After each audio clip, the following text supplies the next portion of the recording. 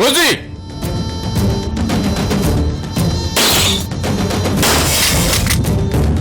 రేయ్, ఎంత ధైర్యం నీకు? నా ఇంటికొచ్చి నా కూతురి ఫోటోనే పగలు కొడతావా? నిన్ను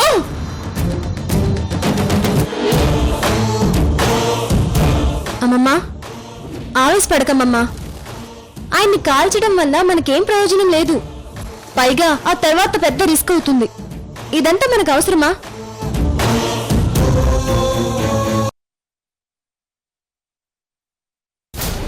చూడు, నీలాంటి వాళ్ళు ఈ ఇంట్లోకి రావాలన్నా, ఇలాంటి వాళ్ళు నాకు సేవలు చెయ్యాలన్నా అదృష్టం ఉండాలి, ఒక రేంజ్ ఉండాలి.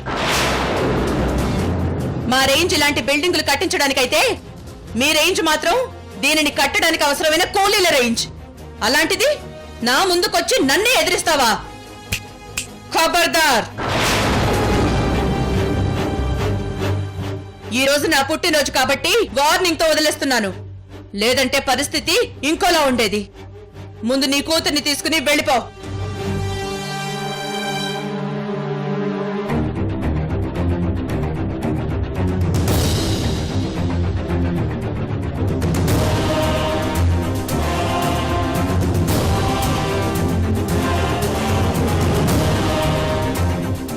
పదమ్మా వెళ్దాం.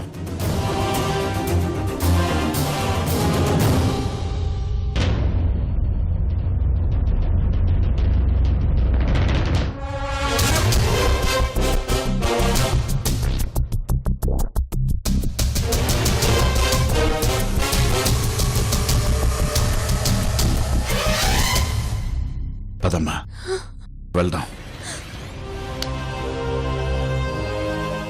ఒక్క నిమిషం.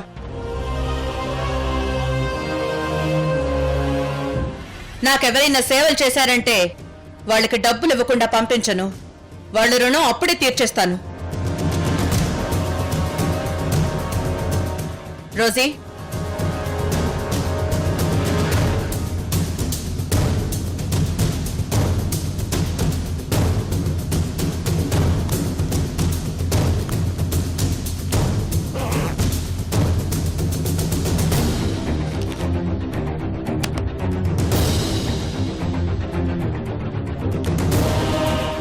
నీ చేతులతోనే ఇవ్వు.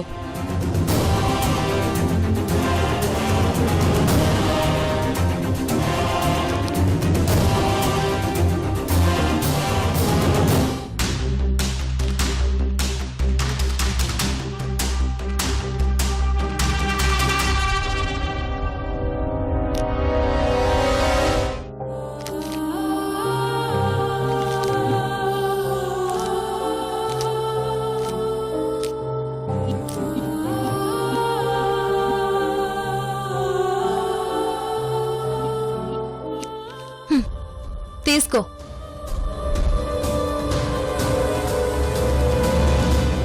తీసుకో.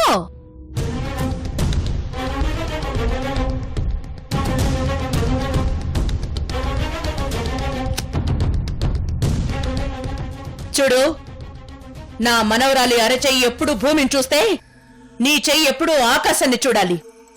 అది నీ బ్రతుకు.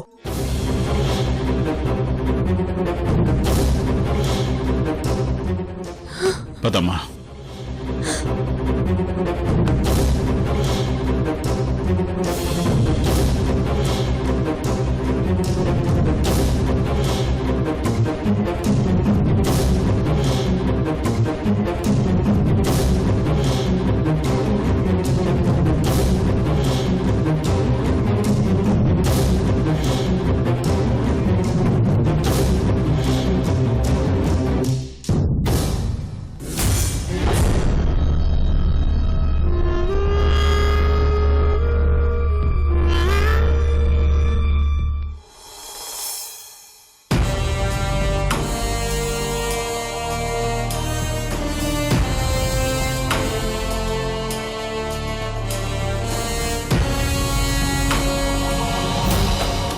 ఏంటమ్మా ఇది? నిప్పును పట్టుకుంటే కాలుతుందని తెలిసాక ఎవరైనా ముట్టుకుంటారా? ఆ రోజీ కూడా అంతేనమ్మా. నువ్వక్కడికి వెళ్తే అవమానిస్తుందని తెలిసి ఎందుకెళ్ళావమ్మా? కనీసం నాకొక్క మాట కూడా చెప్పలేదు. అయినా ఆ ఇంటికి వెళ్లాల్సిన అవసరం ఏమొచ్చిందమ్మా?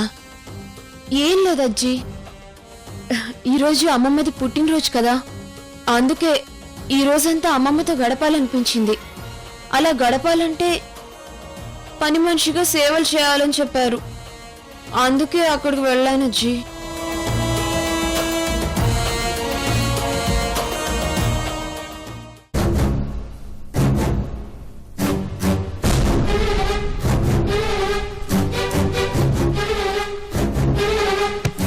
సుధా, రూమ్ లో ఇంకో బ్యాగ్ ఉంది, వెళ్ళి తీసుకురా. సుధా, నీకేమన్నా చెవుడా? చెప్పింది వినపడలేదా? వెళ్ళి తీసుకురా. ఇప్పుడే తెస్తానండి. ఏంటి సురేంద్ర గారు, ఈ బ్యాగ్లు ఏంటి? మేం ముగ్గురం ఇక్కడి నుంచి దూరంగా వెళ్ళిపోతున్నాం.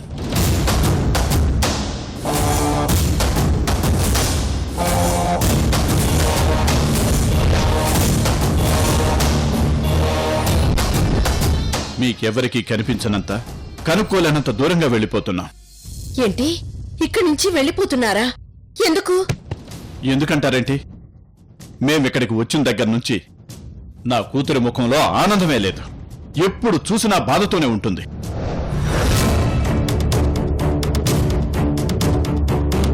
మేం బోధంలో ఉన్నప్పుడు మమ్మల్ని ప్రేమగా చూసుకుంటూ ఎంతో సంతోషంగా ఉండేది. ఎప్పుడు మా గురించి ఆలోచించేది.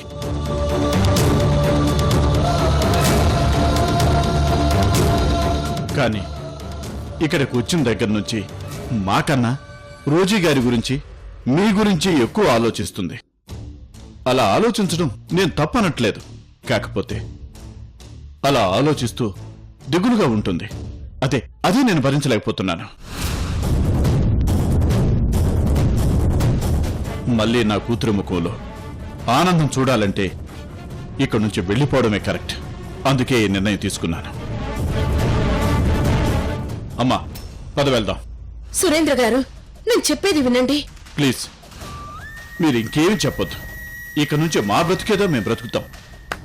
మమ్మల్ని వదిలేయండి, దయచేసి మమ్మల్ని వెళ్ళనీయండి. అయ్యో, అమ్మా పదమ్మా. సుధా, పద.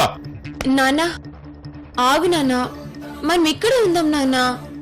వద్దమ్మా, నువ్వు ఇక్కడే ఉంటే రోజీ గారింటికి వెళ్లకుండా ఉండలేవు. ఆవిడేమో నిన్ను అవమానించకుండా ఉండలేదు. అది చూసి నేను బాధపడకుండా ఉండలేను. ఇదంతా అవసరమా నందిని? నాన్నా, నేను ఇంటికి వెళ్ళడం నీకు నచ్చడం లేదు కదా, అయితే నేను ఇక నుంచి ఆ ఇంటికి వెళ్ళను నాన్నా. మీకు చెప్పకుండా ఏ పని చేయను నాన్నా. కానీ మనం ఇక్కడే ఉందాం నాన్నా. ప్లీజ్ నాన్నా, ప్లీజ్ నాన్నా, నన్ను నమ్ము నాన్నా. నాకు కావాల్సింది కూడా అదే. నువ్వు ఆ ఇంటికి వెళ్ళకూడదు. దానికోసమే ఇంత డ్రామా ఆడాను. సరేనమ్మా, నువ్వింత బాధగా అడుగుతున్నావు కాబట్టి నేనేమీ అనలేకపోతున్నాను. కానీ ఈసారి మాత్రం ఆ ఇంటికి వెళ్తే నీకు మా మీద ప్రేమ, గౌరవం లేవు అనుకోవాల్సి ఉంటుంది. అలాగే నాన్నా, ఇక మిమ్మల్ని బాధ పెట్టను, ఇక్కడే ఉంటాను. సుధా, ఇక ఈ బ్యాగులతో పనిలేదు కానీ రూలో పెడదాం పద.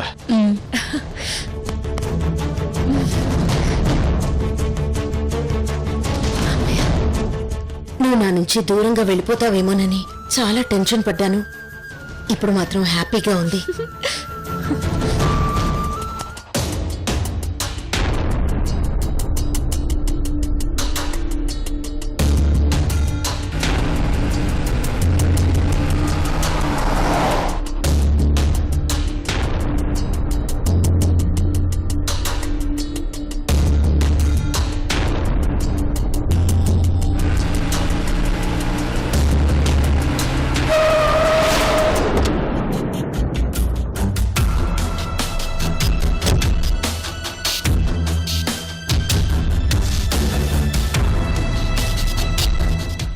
హాయ్ బావా. హాయ్ అక్క. ఒకప్పుడు కారు నమ్ముకునేవారు, ఇప్పుడు కాళ్ళ నమ్ముకున్నారన్నమాట.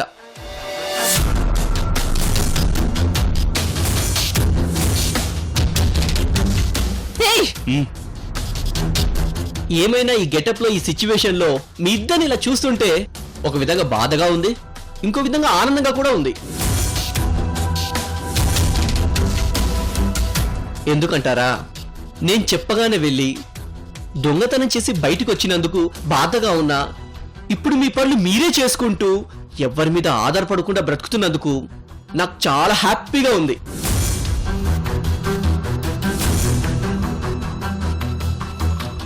అవును బావా, నువ్విప్పుడు ఉద్యోగం చేయడం లేదు, పైగా మా అక్కకు ఉద్యోగం చేసేంత తెలివితేటలు లేవు. మరి ఎలా బ్రతుకుతున్నారు బావా? పోనీ మీకు డబ్బు రూపంలో నేనేమో హెల్ప్ చేయనా? ఒక్క నిమిషం.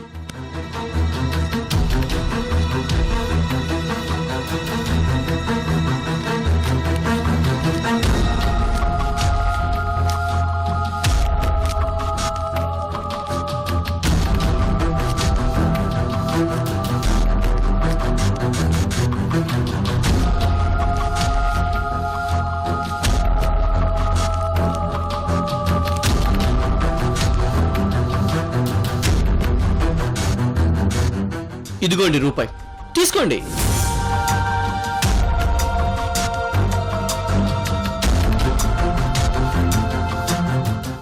ఏంటి రూపాయిని చిన్న చూపు చూస్తున్నారా? ఎంత పెద్ద తుఫాన్ అయినా ఒక్క చినుకుతోటే స్టార్ట్ అవుతుంది. ఎన్ని కోట్లు సంపాదించినా ఒక్క రూపాయితోటే స్టార్ట్ అవుతుంది.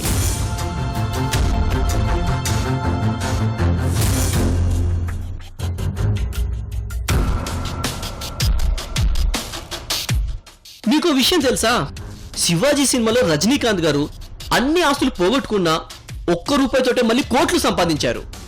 ఈ రూపాయికి అంత పవర్ ఉంది. తీసుకో బావా. బావా అలా పట్టుకున్నాను బావా, చేయదులు బావా. ఎరా, మమ్మల్ని అన్యాయంగా దొంగలుగా చేసి బయటికి పంపించిందే కాక ఇప్పుడు వేటకారం చేస్తావా? లేరా, పైకి లేరా. మేమేదో ముష్టి వాళ్ళం అన్నట్టుగా రూపాయిని దానం ఇవ్వాలని చూస్తావా? ఆగు వినోద్. ఏమైనా అక్క మనసు చాలా మంచిది. నన్ను బావ కొడుతుంటే ఆపింది. వీడు చేసిన మోసానికి నువ్వొక్కడివే కొట్టి రుణం తీర్చేస్తే ఎలా? నేను కూడా కొట్టి ఆ రుణం తీర్చుకోవాలి కదా. నాకు కూడా ఒక ఛాన్స్ ఇవ్వు.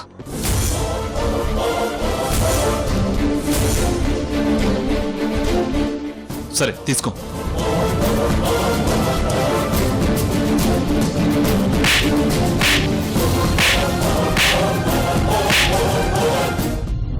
ఎరా, మాకు లేని ఐడియానిచ్చి మమ్మల్ని ఇరికించి కట్టుబట్టలతో బయటకొచ్చేలా చేస్తావా?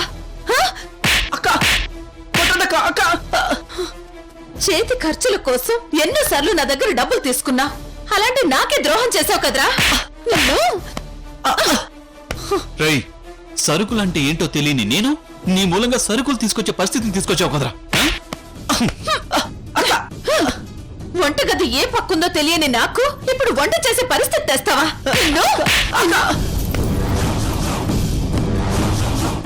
ఒరే విజయ్, డబ్బు సంపాదించడం కోసమే కదా ఇదంతా చేసాం? మమ్మల్ని ఇరికించి మా అమ్మమ్మ దగ్గర మార్కులు కొట్టేద్దామనేగా? ఇవన్నీ డబ్బు కోసమేగా చేసాం? ఏం బతుకురా నీది. ఛీ, అసలు నీతో మాట్లాడటమే వేస్ట్. పద సంధ్య.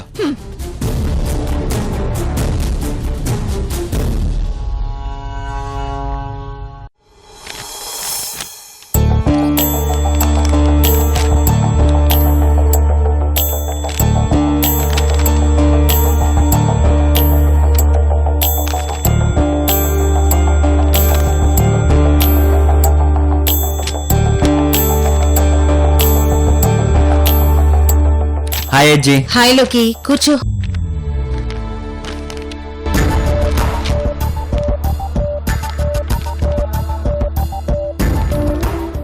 ఏంటి ఉదయాన్నే ఇలా వచ్చావు? నాతో ఏదైనా పనుందా?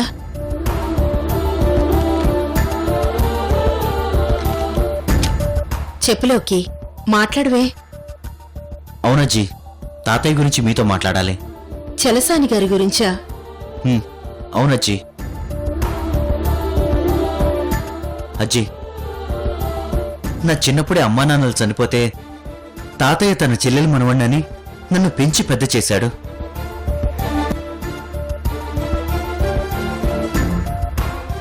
నేను అనాథని కాకూడదని నన్ను పెంచాడు. కానీ ఇప్పుడు నేనుండగానే తాతయ్య అనాథగా ఆశ్రమంలో ఉంటున్నాడు.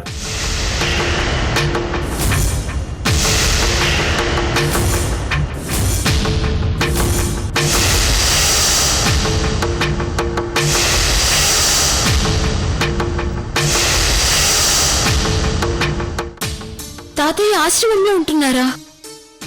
ఏంటి లోకి నువ్వు మాట్లాడేది? చలసాని గారు ఇంకా ఆశ్రమంలోనే ఉన్నారా? తిరిగి ఇంటికి వెళ్ళలేదా? వెళ్ళలేదు అజ్జి.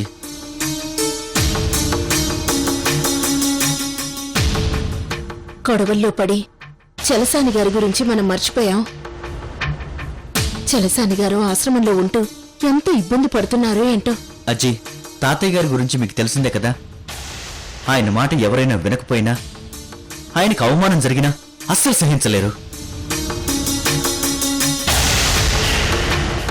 అది కాకుండా అసలు మనవరాలు రోజుని కాదని నన్ను నేను ఇంట్లో పెట్టుకున్నందుకు గ్రానీ మీద తాతయ్య బాగా కోపంగా ఉన్నారు.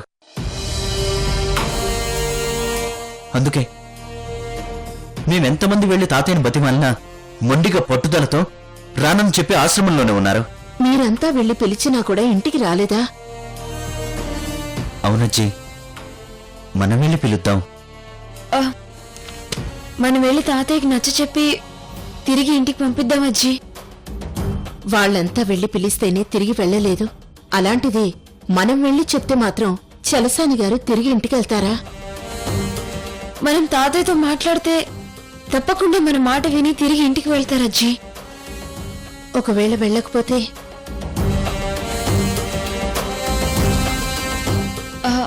ఆ ఇంటికి వెళ్ళకపోయినా కనీసం మీ ఇంటికైనా రమ్మని బ్రతిమాలదాం అజ్జి.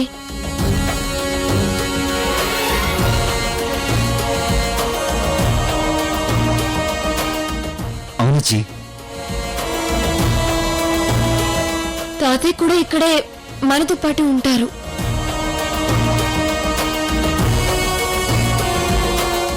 నన్ను ఆ ఇంట్లోకి తీసుకెళ్లడం కోసం తాతయ్య ఇంట్లో నుంచి బయటకు వచ్చాడు. అలాంటి తాతయ్య ఆశ్రమంలో ఉంటూ ఇబ్బందులు పడుతున్నాడని తెలుసుకోలేకపోయాను. ఆ రోజు నువ్వు ఇంటికెళ్ళి నేను ఆశ్రమానికి వెళ్తా అంటే ప్రశాంతత కోసం వెళ్ళి 1 గంట ఉంటాడేమో అనుకున్నాను.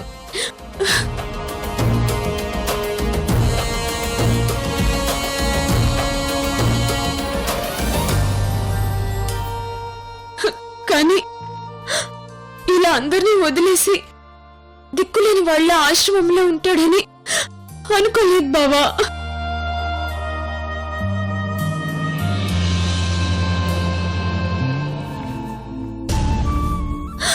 ఎంతో సంతోషంగా అమ్మా నాన్నలతో కలిసి ఉండాల్సిన తాతయ్య కేవలం నా వల్లే ఇలా కష్టాలు పడుతున్నాడు. ఇది నేను భరించలేకపోతున్నాను బావా. పాపం తాతయ్య ఆశ్రమంలో ఉంటూ ఎంత ఇబ్బంది పడుతూ ఉంటాడో. రోసి,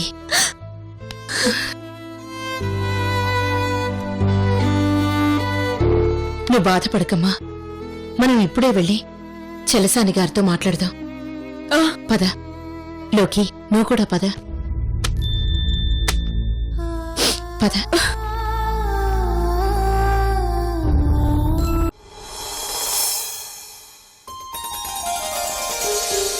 చూడు, మనం బ్రతకాలంటే మనకి భోజనం ఎంత అవసరమో ఈ మొక్కలు బ్రతకాలంటే ఎరువు అంత అవసరం. ప్రతి మొక్కకి ఇలాగే ఎరువు వేసి నీళ్లు పట్టాలి, సరేనా? అలాగేనండి.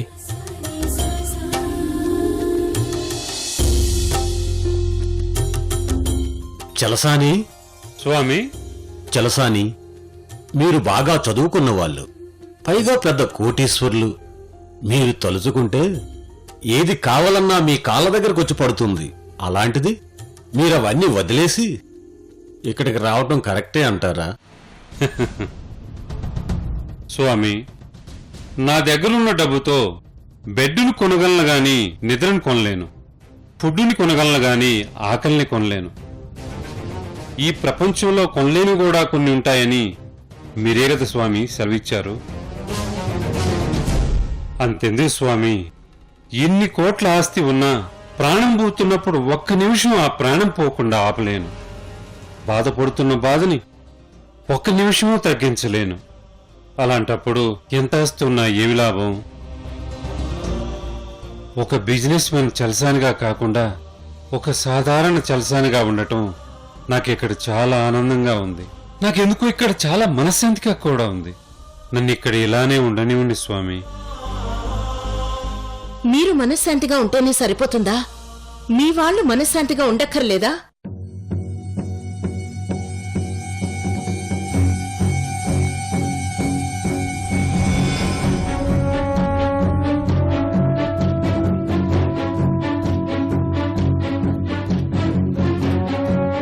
తాతయ్య, చెప్పండి చల్సాని గారు, మీరు మాత్రం మనశ్శాంతిగా ఉంటే సరిపోతుందా? మీ వాళ్ళు కూడా సంతోషంగా ఉండటం మీకు అవసరం లేదా? మీలో ఇంత స్వార్థం ఎప్పటి నుంచి మొదలైంది చల్సాని గారు? ఏంటి చల్సాని గారు ఇది? బాధలు సంతోషాలనేవి పగలు రాత్రి లాంటివి. వాటికి భయపడితే ఎలా?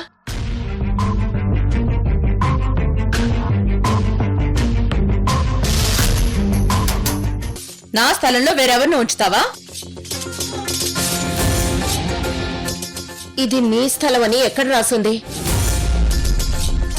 ఇది నా స్థలం. ఇది నీ స్థలమా? ఎస్, నా స్థలం. ఇది నీ స్థలం ఎలా అయింది? నా పేరు మీద ఉంది కాబట్టి ఇది నా స్థలం అయింది.